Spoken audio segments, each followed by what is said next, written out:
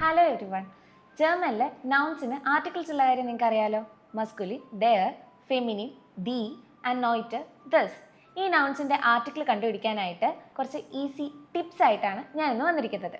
Okay, masculine ദെയർ article വരുന്നവ common endings en, er, el, ig, ling, or and us. Zum Beispiel der Lehrer, the teacher, der König, the king, their apple, the apple, their motor, the motor.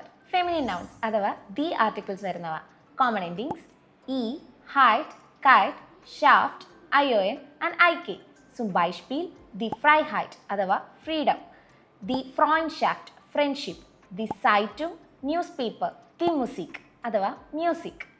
ഇനി നോയിറ്റർ nouns അഥവാ ദസ് article വരുന്നവ common endings chen, lein, um, ma and o.